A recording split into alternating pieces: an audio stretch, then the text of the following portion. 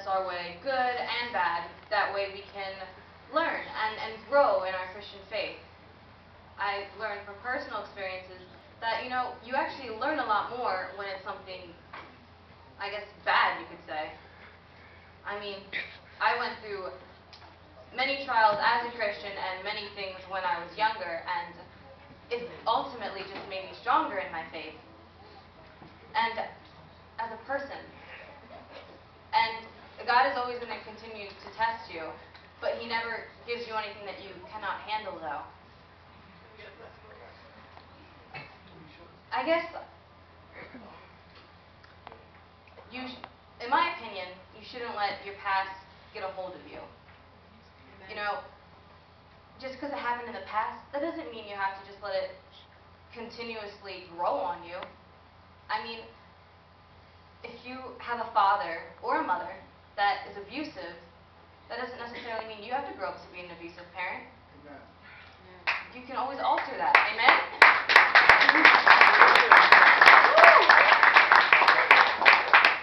Your past does not determine who you are, and I am a testimony to that. I've been through many things when I was younger. I was emotionally abused from my father and my mother. They said that they didn't want me, and my dad would always, just comment on my weight and many things, and physically abused by my brother, and then sexually by numbers of people in my family, and just so much more stuff that happened, and it was just a really hard time for me. But does that mean I have to grow up to be someone like that? I don't have to grow up to be depressed and to do those kind of things to people. I don't have to be an abusive person. I don't have to tell my kids, you're good for nothing, That's not why God gives us these opportunities. It's not so we can go on ahead and repeat the process. It's so we can stop it. Everyone says, I want to be closer to God. I want to have a relationship with God, but I can't because of what I do. I smoke, I drink, or, I was abused when I was younger. I am a living example saying, and a bunch of other people in this room saying that, you know what, it doesn't matter where you came from. God loves you even, more, that your testimony will affect people more when you actually have been through more stuff. Because you can reach people that way. It's not impossible to change. It most certainly is not. And impossible isn't even a word. It's just a reason for people to quit. It's their way of saying, I give up. Amen. I can't change the way I am or who I become. And I'm here to tell you differently. You can change. If that's not the person you want to become, then do something about it. Don't complain about it or cry about it. Pray to God about it and change. That's why He's there. That's why He gives us His Word and these beautiful places like churches and youth groups, so we can come to Him and talk to people like pastors or youth leaders that can help us with these problems, that encourage you to change, that let you know you can change. And, you can sit there and say, it's hard all you want. Well, you know what? Life's hard. Being a Christian's hard. No one said being a Christian was going to be easy. And you know what? To be honest with you, it actually is really hard. It's immensely hard to be a Christian. But the reward is so much better than any temptation or anything you're going to have to fight at all when you're in your Christian walk. You guys can face a number of things from, just smoking or drinking temptations or sexual temptations. But you know what? It doesn't matter. Because if you pass that test that God gives to you, then He's just going to bless you even more. I have another verse. It's Proverbs 24:16. Robert, could you put that for me? All right. Proverbs 24:16. says, oh wait, I gotta find it. Oh, you know what's going there for me? It says, "For a righteous man falleth 7 times, and rises up again, but the wicked are overthrown by calamity." That basically is saying a godly person is going to fall a couple times, maybe even a lot. But you know what? They get up every single time because they want to change. They want to be with God. And a wicked person, one that is not with God, they fall and just give up. And I'm going to ask you today, are you going to be a Christ follower that gets up every single time you fall? Or are you just going to lay there and just give up? Just say, this is too hard. Nothing is too hard with God.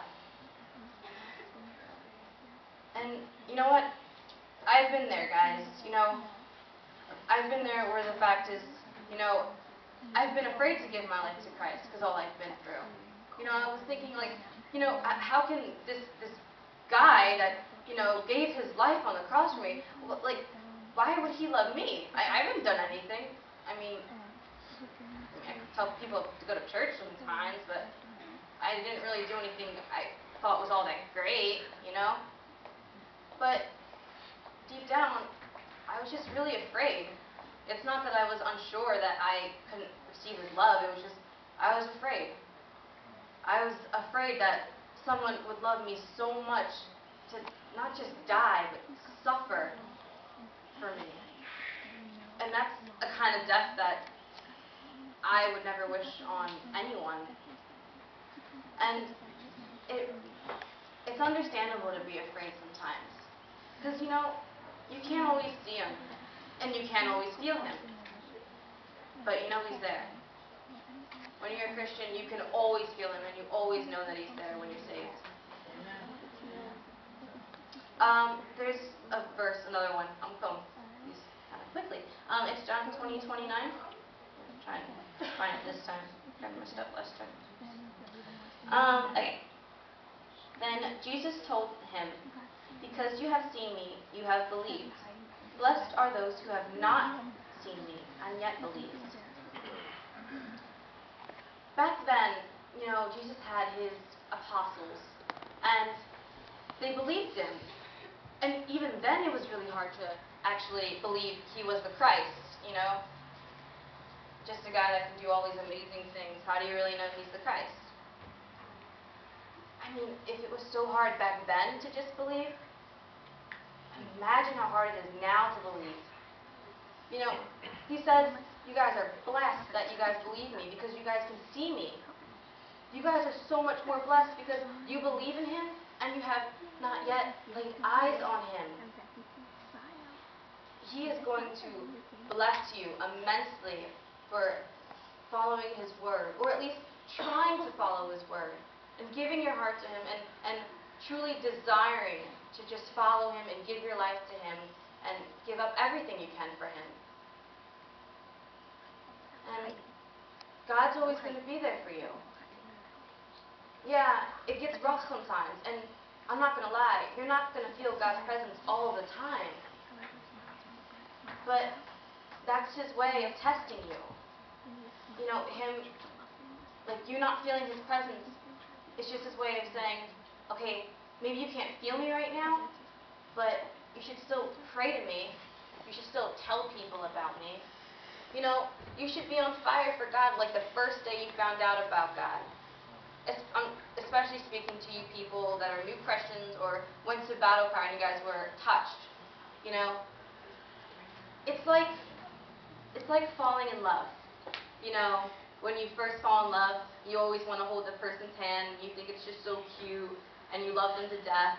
And then later on, you get married, and the husband's bringing in the groceries, and, the wife wants to hold his hand, and he's like, "Not now, honey, I'm trying to bring in the groceries. Just wait a couple seconds."